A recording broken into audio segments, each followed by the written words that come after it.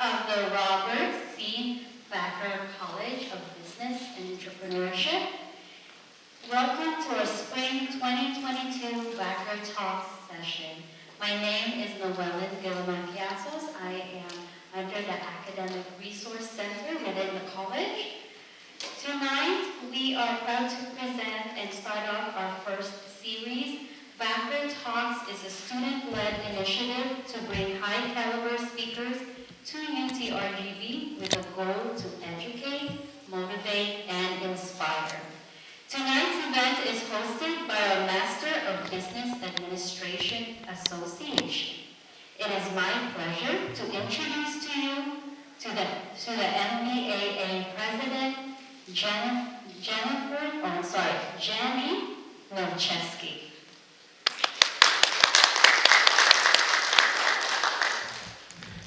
Hey, thanks so much, Noel. Good evening, ladies and gentlemen. Thank you so much for coming tonight. My name is Jenny Milcheski, and I'm the president of the UTRGV MBA Association. And I'll tell you, I'm very proud to be a student here in the Robert C. Vacker College of Business. And I'm so pleased at this wonderful turnout tonight too. So to tell you a little bit about the MBA Association, we are a nonprofit student group, and we're all run by volunteers. And our goal is to help cultivate ethics and societal responsibility amongst our members. It's our goal to stimulate personal and professional growth amongst the future business leaders here in the Rio Grande Valley. And our organization's ideals are, firstly, to gain knowledge beyond the classroom. Secondly, to develop a customized professional infrastructure to become successful leaders in today's executive business careers. And also to become a socially responsible organization within our community. And to help build a reputable influence as well. So, I'll tell you, as graduate degree seeking students, our members are committed to achieving higher levels of success and excellence through the University of Texas's Rio Grande Valley MBA program. And we strive to bring honor to our college, to the university, as well as to our community through hosting impactful and enlightening events such as Vacker Talks. On behalf of the MBA Association and all of our members, we want to give a warm welcome to our friends in the College of Public Affairs and our community leaders who have joined us as well. I especially want to acknowledge our club advisor, Oscar Ramos. Thank you so much. And our fearless leader, Dean Lance Snail as well. So thank you so much for coming. I also want to acknowledge Adrianelli Gomez. She is here with the office of Senator Ted Cruz. Thank you for coming. Also, Laurentel Mariano, who is here from the office of the State Representative Sergio Dinas Jr.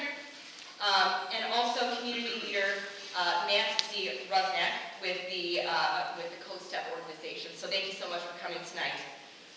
And also, Dr. Keene, we appreciate your attendance as well. So anyways, thank you so much for taking the time to be here this evening. Tonight would not have been possible without the tireless contributions from my executive team members and my executive committee, including Francisco Ortiz. Thank you, Frank. And also, especially Paul Smoso. Paul is the current treasurer for our MBA Association, and he's been working very closely to make arrangements with our esteemed speaker. So with that, I'm going to go ahead and hand it off to Paul to introduce our speaker. Take it away. Paul. Thank you, Jenny. Hello, everybody. So I got to know Mr. Fale and Lesa because of our mutual interest in the economy and geopolitics of the Asia-Pacific region. Mr. Lesa is a native Samoan who hails from New Zealand, an island nation off the coast of Australia. He represents the interests of New Zealand in various capacities all around the world. And while Mr. Lesa's main area of expertise is in government and politics, The nature of politics is also highly intertwined with that of business as well as trade. There is much to say on this topic, so without further ado, please clap for the UN diplomat, Mr. Fale and Lesa.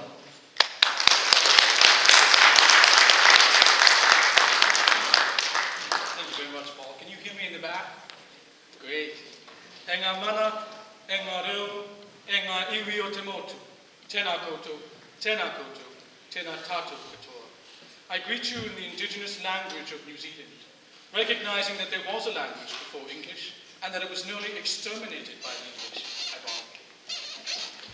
My people visited the Americas more than 800 years ago, but we were never given the credit. Instead, European sailors, much more recently, were acknowledged as those who discovered the Americas. If you look at me, I almost look Mexican, and yet I'm on the other side of the world. It took me 12 hours to LA from New Zealand. But what is New Zealand? For those who don't know, New Zealand is literally the youngest country in the world. Humans have only inhabited New Zealand for the last 700 years.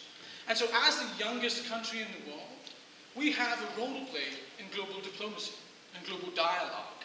Youth, when you think of youth, you think of creativity, you think of innovation, you think of all the exciting things that make young people who they are. And so as the youngest country in the world, I always felt pulled towards a career in diplomacy. And my people always felt as though we were meant to travel. Polynesian people traveled all the way from Taiwan in Northeast Asia, traveled down to the Philippines, Malaysia, Indonesia, millions of years ago, and then out to the Pacific. So it's in my DNA. Diplomacy is in my DNA. It's in my story, it's in my country. It's who I am.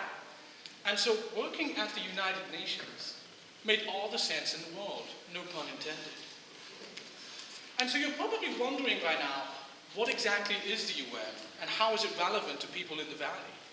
To be honest, when people think of the UN, they think of peacekeeping troops in Africa.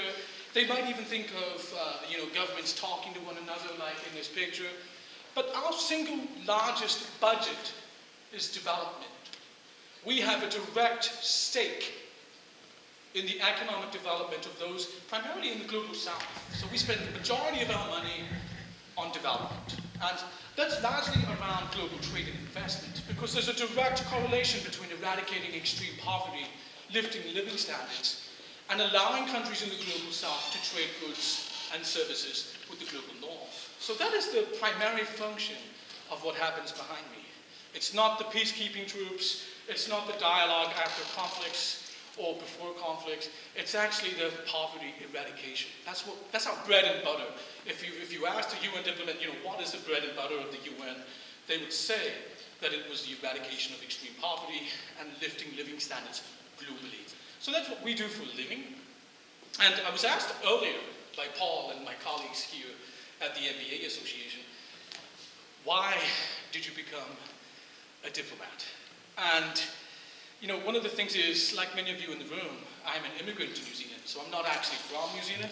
I'm from a small island in the South Pacific called Samoa. It's more famous for Dwayne "The Rock" Johnson, but we also have the highest military enlistment rate in the United States of America. There are more Samoan soldiers in the US military than any other ethnicity by per capita. And so we're very proud of that fact. We do our service for the country, we defend freedom and democracy all over the world.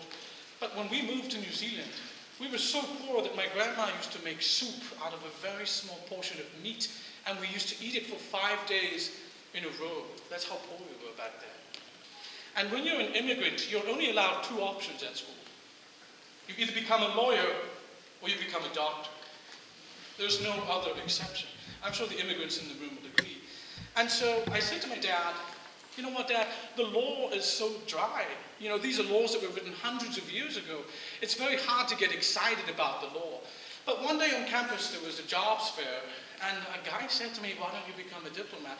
And it was like the dumbest question I had ever heard. I said, what's a diplomat? I'd never heard of this before. And he said, well, you get paid to travel. That's one. And 2, you kind of apply the law to an international setting. And that's kind of what sold me, because I've always been passionate about MMA. Who here has heard of MMA? Mixed martial arts, anime. I was, even Korean dramas.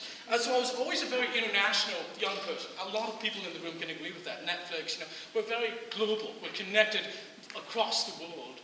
And so when he said that, I was like, hang on, what do you guys do? How much do you get paid? The immigrants in the room will always say, how much do you get paid? That's like the most important question when we're trying to work out what we want to do for a living for the rest of our lives.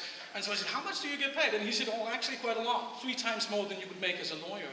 And so I was like, are you serious? And he was like, yeah, you get paid way more than average. And so you don't even pay taxes. That's another thing. Diplomats don't pay taxes. So, when he said this, I was like, you keep saying this, and it's like, it's getting better and better. And so he hyped me up. One thing led to another.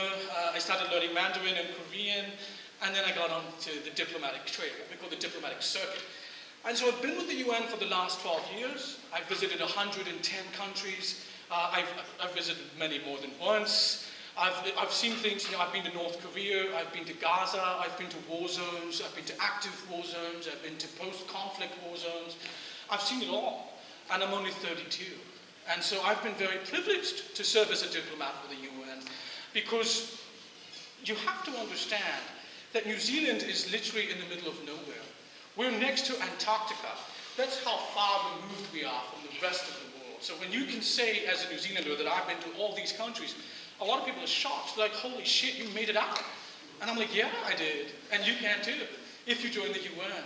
And so it has become so much a part of me now that I'm just very grateful to have the opportunity, because the closest country to New Zealand is Australia, which is, and everyone knows Australia is just one big desert where everything can kill you, and often does kill you, like a tiny ass spider can kill you. That's how bad it is. That's how far removed we are from the rest of the world, how isolated we are. So being at the UN is one of the best feelings. I think it was the best decision I've ever made in my life. And my family would agree, because I'm never home, and they don't like me that much. So being out of the house is probably good for them, at least. But that's the kind of message that I wanted to stress, though, that we're living in a global community now. Our global economy is, we're all experiencing inflation, hyperinflation, whatever you want to call it, we're all experiencing that. As a result of a global pandemic, as a result of what's happening in Ukraine, we are connected in ways we never thought possible. And that's why the UN has never been more important. A lot of people in the room will say the UN has actually never been more relevant before. It's increasingly irrelevant. Like, what's happening in the Ukraine doesn't get a lot of UN attention. The UN is not really involved in driving a lot of the peace talks that are happening between governments. But the UN is a mediator. The UN is a whistleblower. The UN is an independent observer. And those functions in a healthy democracy are crucial, because government to government contact is often very political. And so the beauty of the UN is that you can put the politics aside and you can look at humanity. You can look at people, communities.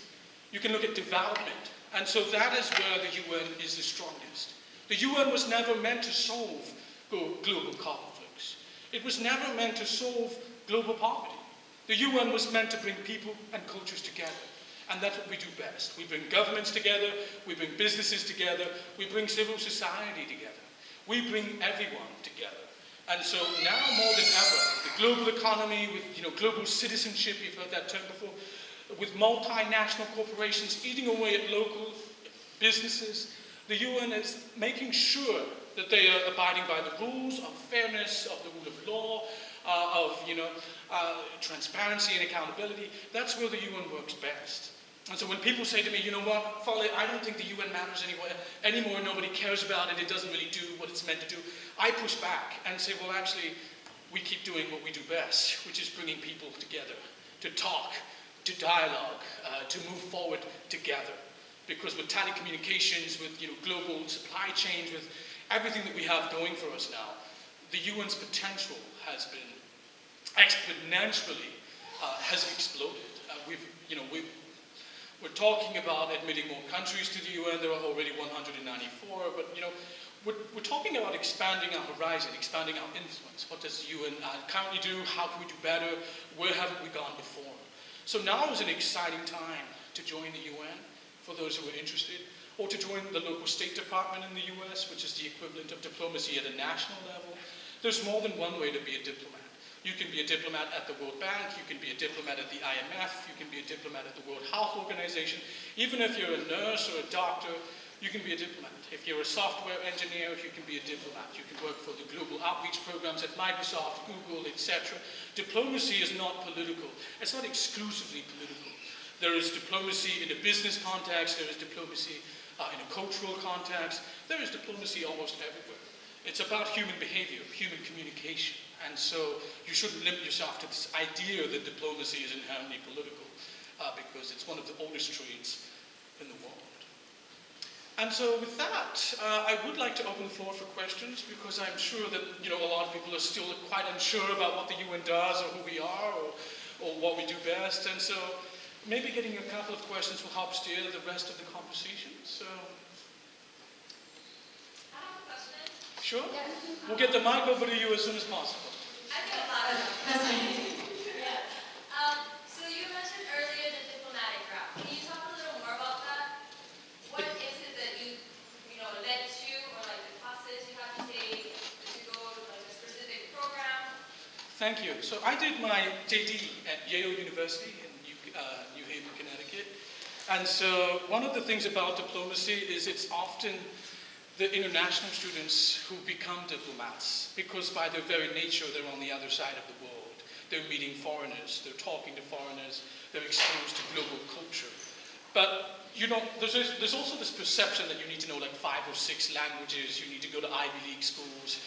But I read a statistic that it's harder to become a diplomat than it is to go to Harvard, and you can Google that. Because it's so exclusive to be recruited as a UN diplomat. I mean, there are 194 member states, and every one of the best students in those countries are applying. So you're kind of competing with the best, not just in the United States, but across those 194 member states. And so the competition is fierce, but I wouldn't be discouraged, because the UN is always looking for different types of skills, different types of experiences. There are interpreters as well, so you don't even need to speak more than one language. There's more than one way to join the UN. We have a lot of internships, volunteer opportunities, graduate level positions where you don't even need experience, so don't feel like you need to be all of this in order to qualify as a diplomat. We are very open-minded, we are very progressive, very liberal. We'd be keen to talk to anyone who was interested. Thank you so much. I appreciate it. Okay, any other questions? Okay. What's been more valuable, I guess, in your career?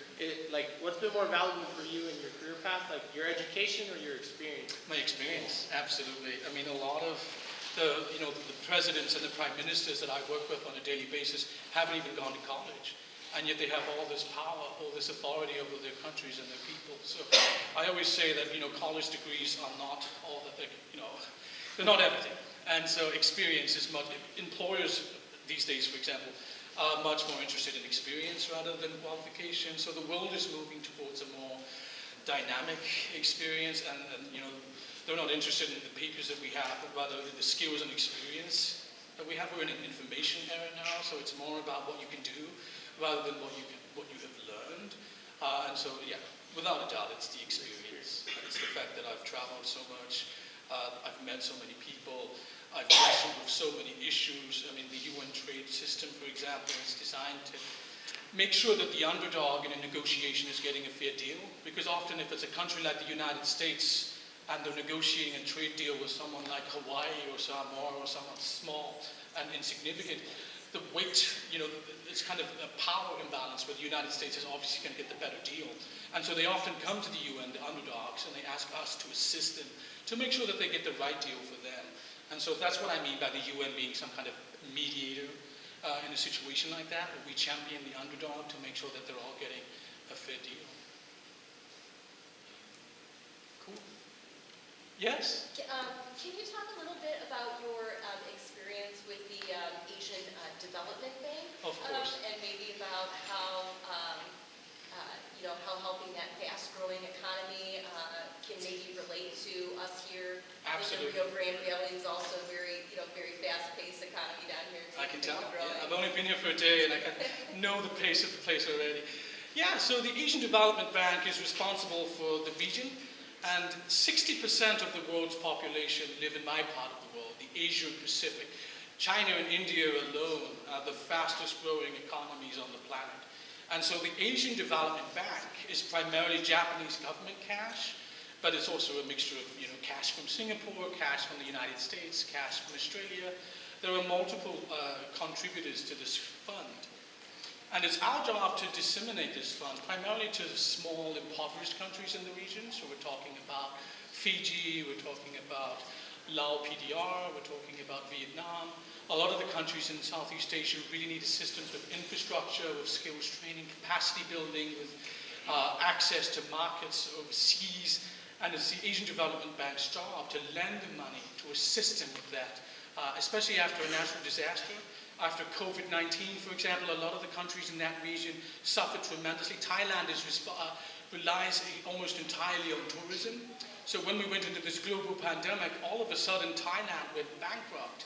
And they came rushing to the Asian Development Bank and said, hey, we need all this money because we've gone bankrupt overnight. We weren't expecting to have tourism turned off like a tap. How can you help us? And so we helped them diversify away from tourism. And that's happening across the globe. More relevant to you would be places like the Caribbean, where tourism is no longer as lucrative as it used to be. And so we're assisting countries like that to diversify away from those industries, to protect them in the long run, to build resilience into their economies, and to make sure that they're better serviced for the next global crisis, which is probably just around the corner. So that's what we do at the bank. Quite a lot of exciting stuff. You get a lot of money to play around with. But you've got to make sure that they do what they say they're going to do, because in a lot of contexts, these countries don't provide receipts, they don't provide evidence of the spending, and so you're constantly having to chase them. It's almost like chasing tails, where you're asking for evidence that they spent the money appropriately and that they did what they promised to do. And yeah, that's always fun as well. So what are the challenges so far as a diplomat? The challenges as a diplomat is that nobody really listens to us, which is probably happening in the room right now. I mean, the trouble with diplomacy is that it's optional, and you understand that the UN has no real teeth. You probably hear this expression a lot, that we can't force anyone to do anything, but we can shame them. And what I mean by that is they often have a vote, and they're called UN resolutions. And so if we don't like what a country is doing, let's say Russia, for example, we can pass a resolution and shame or embarrass them is probably a better word. And so one of our strongest levers is the ability for us to name and shame a country that we think is acting inappropriately. We can also refer them to the International Criminal Court or the International Court of Justice. Those are some other examples of the UN stretching its teeth. But beyond that, there's not a lot more we can do. UN sanctions, for example. There are quite a few tools in the toolkit, as they say back home. But yeah, a lot of countries ignore us all the time. You think of Japanese whaling, the UN, we told them that it was no longer scientific and that they were actually,